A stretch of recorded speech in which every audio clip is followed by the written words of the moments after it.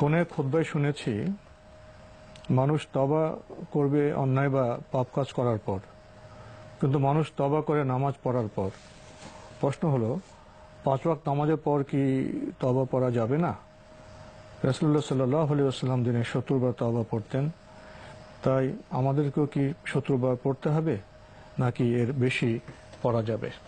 নামাজের পরে তওবা করার বিষয়টি নিষিদ্ধ কে বলেছে? না, নামাজের পরে তওবা করতে পারেন, কোনো অসুবিধা নেই। আর রাসূলুল্লাহ সাল্লাল্লাহু আলাইহি ওয়াসাল্লাম দিবসে 70 বার তওবা করেছেন, সহিহ হাদিস দ্বারা সাব্যস্ত হয়েছে, ঠিকই বলেছেন। সুতরাং কেউ যদি 70 বার করে তাও ভালো, আর যদি কেউ বেশি বেশি করে তাহলেও কোনো কম বেশিও করতে কম বেশি করতে পারবেন, কোনো অসুবিধা নেই। আপনি মানে কম বেশি তওবা করতে পারেন, কিন্তু তওবা করা বলতে আপনি কি বুঝেছেন? আর রাসূল সাল্লাল্লাহু আলাইহি ওয়াসাল্লাম যে ইন্নী আতুবু ইলাল্লাহি ফিল ইয়াউমি 70 মাররা, যে আমি প্রতিদিন 70 বার আল্লাহ রাব্বুল আলামিনের কাছে তওবা করে থাকি, এটার অর্থ কি? এটা হচ্ছে সত্যিকার আস্তাগফিরুল্লাহ ওয়া আতুবু ইলাইহি, মানে নিজের বক্তব্য, কথা এবং মনের মাধ্যমে সত্যিকার আল্লাহ রাব্বুল আলামিনের কাছে প্রত্যাবর্তনের ঘোষণা দেয়া, এবং এটাই রাসূলুল্লাহ সাল্লাল্লাহু আলাইহি ওয়াসাল্লাম এই ঘোষণা দিতেন।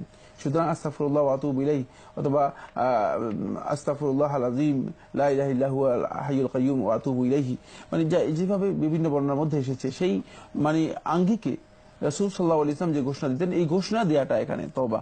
কিন্তু তওবার মূল কনসেপ্ট এটা নয়। তবে মূল কনসেপ্ট হচ্ছে মূলত অপরাধ থেকে নিজে প্রত্যাবর্তন করে আসা। সেটা কোনো অপরাধী ব্যক্তি সুনির্দিষ্ট অপরাধ থেকে প্রত্যাবর্তন করে আসলেই তিনি তওবা করলেন। কিন্তু এখানে এই তওবা বলতে বোঝানো হয়েছে মূলত সেটা হলো সত্যিকার আল্লাহ রাব্বুল আলামিনের কাছে প্রত্যাবর্তনের যে স্বীকৃতি, সেই স্বীকৃতি প্রদান করা, সেটা হলো মৌখিক তওবার বিষয়টি, যেটি রাসূলুল্লাহ সাল্লাল্লাহু আলাইহি ওয়াসাল্লাম হাদিসের মাধ্যমে সাব্যস্ত হয়েছে। এটা 70 বারও করতে পারেন, একাধিকবার করতে পারেন। জি, প্রয়োজন অনুযায়ী। জি, উনি যে আরেকটি বিষয়ে উনি এখানে কথা বলেছেন, জি, যে উনি একটি খুতবায় শুনেছেন যে মানুষ তওবা করবে অন্যায় বা পাপ কাজ করার পর পাপ কাজ করার পরই। ক্লিয়ার বিষয়টা বলে দিয়েছি। সেটা হচ্ছে তওবার মূল কনসেপ্ট কিন্তু ওইটাই, যে অপরাধ থেকে প্রত্যাবর্তন করে আসে, সেটা হলো ওই তওবা। কিন্তু এখানে যে তওবার কথা বলা হচ্ছে সেটা হচ্ছে মৌখিক স্বীকৃতি আল্লাহ রাব্বুল আলামিনের কাছে প্রত্যাবর্তনের জন্য, যেটা রাসূলুল্লাহ সাল্লাল্লাহু আলাইহি ওয়াসাল্লাম তওবা হিসেবে ঘোষণা করেছেন। এই কথাটা আর কি। জি, মানে অপরাধ থেকে ফিরে আসা যে তওবাটি, সেটা তো অপরাধ থেকে ফিরে আসার বিষয়টি, মানে অপরাধের পরপরই তওবা করবেন, ঠিকই আছে।